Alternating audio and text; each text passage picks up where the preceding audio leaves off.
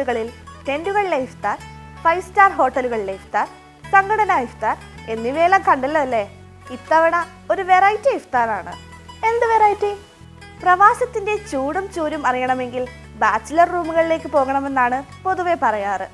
ഇക്കുറി ബാച്ചിലർ റൂമിലെ നോമ്പുതുറ കാഴ്ചകളിലേക്കായാലോ, ഒപ്പം മറ്റു ചില പ്രവാസി സംഘടനാ ഇഫ്താറുകളിലേക്കും.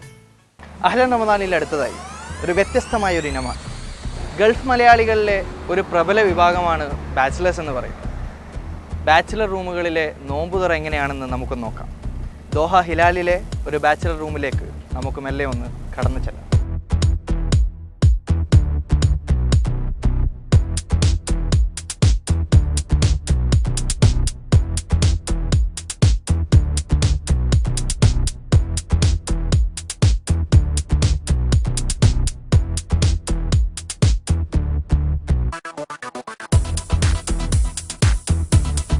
അസ്സലാമലൈക്കും. ഞങ്ങൾ റിപ്പോർട്ടർ ടി വിന്നാണ് വരുന്നത്. ഇന്നത്തെ നോമ്പുറയിൽ ഞങ്ങളെയും കൂടി പങ്കെടുപ്പിക്കണം. നിങ്ങളൊക്കെ എവിടെ, ഏതൊക്കെ നാട്ടുകാരാണ്? വടകര. എല്ലാരും വടകരക്കാരാണ്. ഞാൻ നിങ്ങളെ തൊട്ടടുത്താണ്. ഞാൻ മാഹി സ്വദേശിയാണ്.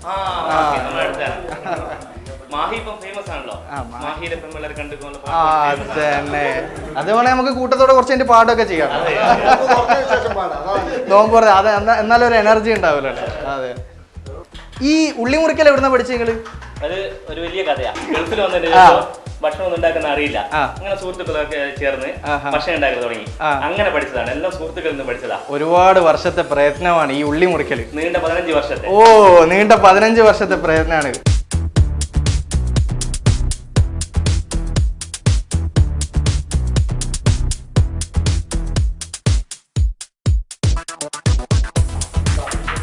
എന്താണ് സഹോദര പേര്? മുജീബ്. എന്താണ് മുജീബ് ഇത്? പഴംപൊരിയും ഉള്ളിവടയും. കുറച്ച് ചൂടുണ്ട്, എന്നാലും നമ്മുടെ നാടൻ ഉള്ളിവടയുടെ അതേ മോഡൽ.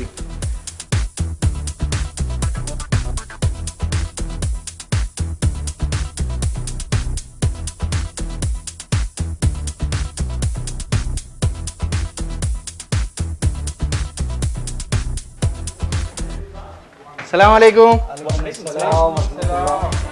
നമ്മളിപ്പോ ഇതേ ബാച്ചിലർ റൂമിന്റെ ഫ്രൂട്ട് കട്ടിംഗ് ഡിപ്പാർട്ട്മെന്റിലേക്കാണ് നമ്മൾ കയറി ചെന്നിരിക്കുന്നത്. നിങ്ങൾക്ക് ഉള്ളിവടയും പഴംപൊരിയും ഒന്നും ഉണ്ടാക്കാൻ അറിയാത്തതുകൊണ്ടാണോ ഈ കട്ട് ചെയ്യാനിലേക്ക്? ഞങ്ങളാണ് അവരെ പഠിപ്പിച്ചത്.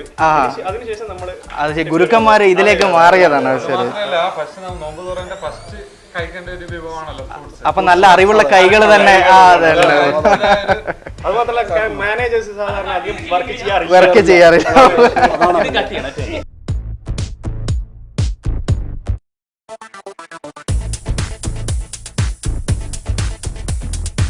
നമ്മുടെ നാട്ടിലുള്ളതിനേക്കാളും വിഭവസമൃഷ്ടമാണ് കേട്ടോ ഇവിടുത്തെ ഫ്രൂട്ട്സ് എന്നൊക്കെ പറയുന്നത്. ഉറുമാമ്പഴം, ഓറഞ്ചിന്റെ ഒക്കെ എന്താ നിറം? എന്താണിത്? കമ്മത്ര. അതെ, ഞങ്ങളിത് റിച്ച് കളിയാണ്.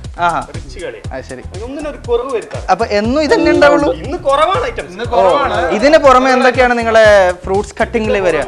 പിന്നെ ഫ്രൂട്ട്സ് കട്ടിങ്ങില് പിന്നെ സ്വിറ്റ്സർലാൻഡിൽ നിന്നൊക്കെ ഇമ്പോർട്ട് ചെയ്യുന്ന കുറച്ച് ഐറ്റംസ് ഒക്കെ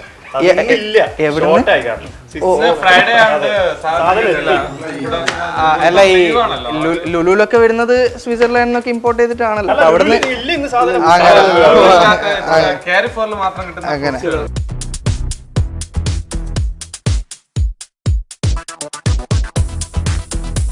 അപ്പോ അവിടെ കിച്ചണിൽ ചോദിച്ചു എല്ലാരും വടകരക്കാരാണെന്നോ? നിങ്ങളും വടകരക്കാരാണോ?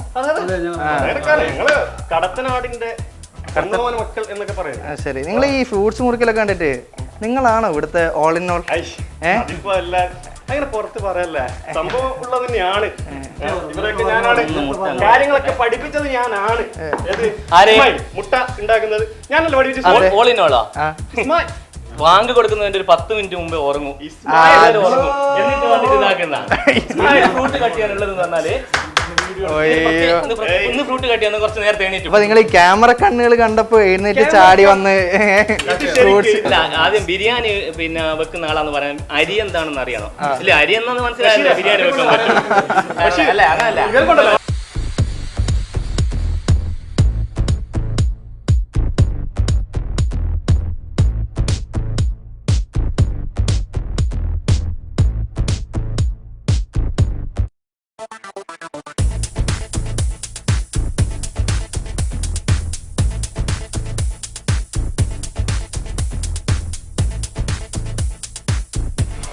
എന്താണ് അടിച്ചുകൊണ്ടിരിക്കുന്നത്? പപ്പായ. പപ്പായ. ശരി. ജ്യൂസ് മെഷീൻ നല്ല പഴക്കം ചെന്ന ജ്യൂസ് മെഷീൻ ഒന്നുമല്ലേ? പക്ഷെ നിങ്ങളുടെ കലാവിരുന്ന് കൊണ്ട് ഇങ്ങനെ ആയിപ്പോയതാണ്.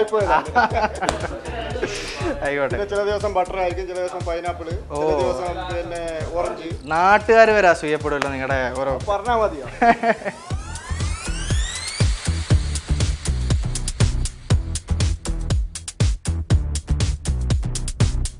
ഒരുക്കങ്ങളൊക്കെ കഴിഞ്ഞു. ഇനി നമുക്ക് ഇഫ്താറിൻ്റെ സമയമാണ്.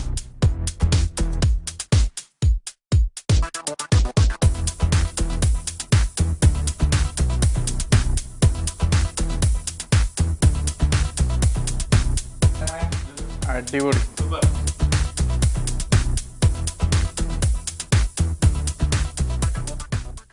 വിരഹങ്ങളും നഷ്ടങ്ങളുമാണ് ഓരോ പ്രവാസവും ബാക്കിയാക്കുന്നത്. ബാച്ചിലർ റൂമിൻ്റെ ഇടുങ്ങിയ അകത്തളങ്ങളിൽ നിന്ന് വരുന്ന നെടുവീർപ്പുകൾ അതിന് സാക്ഷിയാണ്.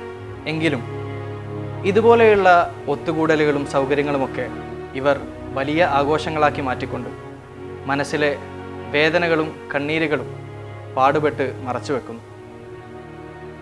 മുഖം മനസ്സിൻ്റെ കണ്ണാടിയാണെന്ന പഴഞ്ചൊല്ല് ഇവിടെ ഇവർ പതിരാക്കി മാറ്റുന്നു.